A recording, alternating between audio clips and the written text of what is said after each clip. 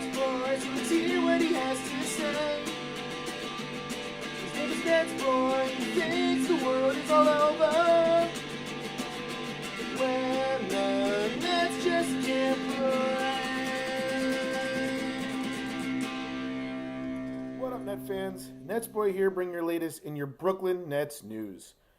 All right, now, so a bit to talk about in this episode.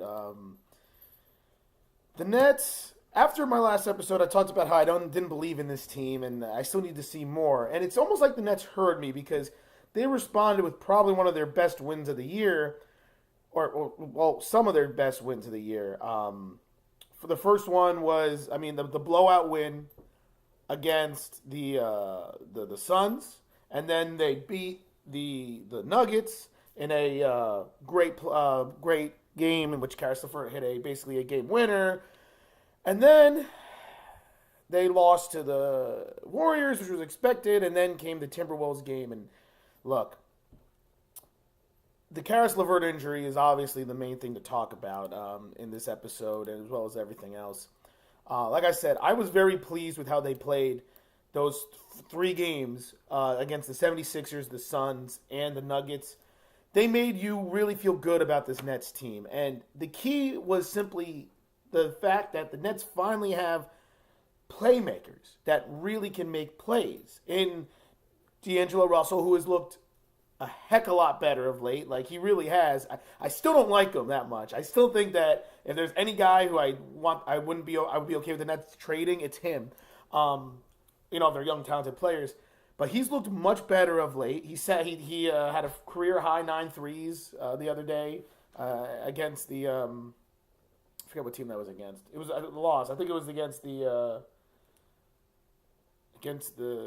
that's irrelevant. Either way he did it, I don't remember. The games are blurring together with me right now.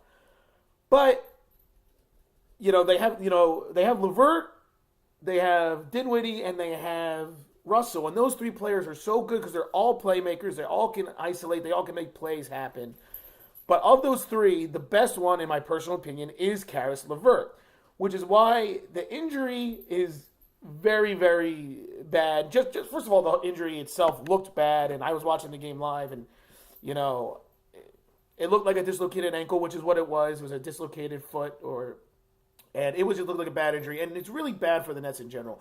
I don't think that it's a coincidence that the Nets have lost 3 games, in a row, and they looked terrible against the Heat without Caris LeVert. But to talk a little bit more, talk a little bit more about Caris LeVert is NetsDog, because he just came up to me. Interesting. What up, Net fans? NetsDog 2.0 here, bring the latest in your Brooklyn Nets news. I am very, very, very upset about Caris LeVert hurting his little woof ankle. Because, as you all know, Caris LeVert is my favorite Net, and I personally believe that he is the best player on the Nets and has the highest ceiling. And to watch him go down and go, wow! And looked at that ankle, it was terrible. It was grotesque. It was a terrible, terrible injury and a terrible turn of events to the Nets and Caris LeVert's young career. But the good news is, and there's good news, or not really good news, but the silver lining is that he had no major structural damage to the ankle, and that the Nets believe, they believe that LeVert will be back before the year is over, which is very good.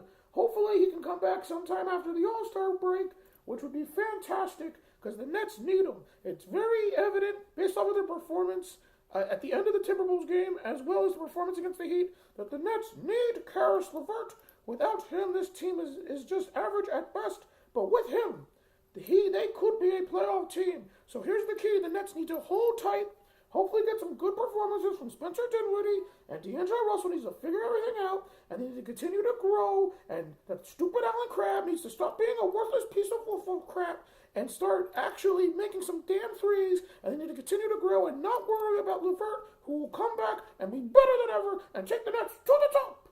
Yeah, this is NetsDog 2.0, wishing Caris LeVert the best, and signing off. Woof, woof, woof. NetsDog has put it very clearly and correctly. The LeVert injury is devastating because he is the best player on the Nets. He has been the best player on the Nets. He's the go-to guy for a lot of the games. I mean, he's had 2 game winners already this year.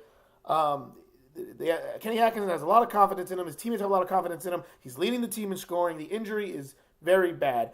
But like NetsDog said, the good news is there was no major structural damage to the ankle, and he didn't need surgery, and it is believed that he will be back sometime probably after the All-Star break. But either way, sometime this season he should return, and that is fantastic news to hear. LeVert has had already a really rough career with injuries. He's had the foot surgeries, and he's had a knee issue, and now this. But I feel very positive about him returning. I think when he comes back, it's going to be a huge boost to the morale and this Nets team. But the key is now that without LeVert, other people need to step up. We need to see more Dinwiddie. We need to see more D'Angelo Russell.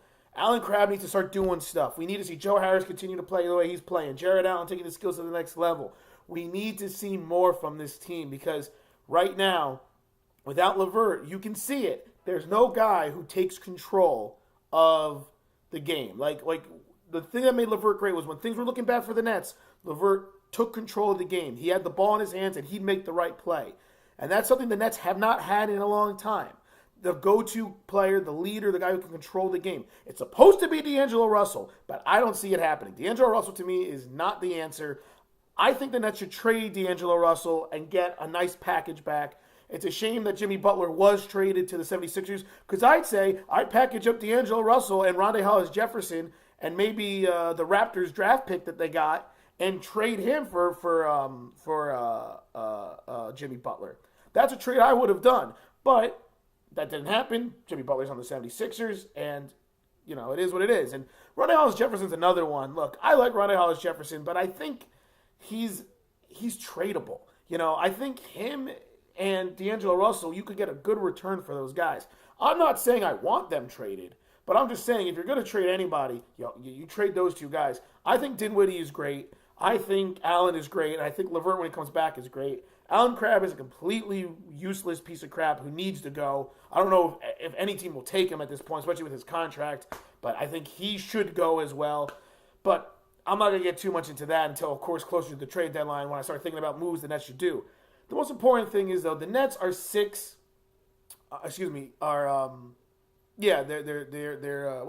their record? I lost my train of thought. Sorry, hold on. They're 6-9, I think, right?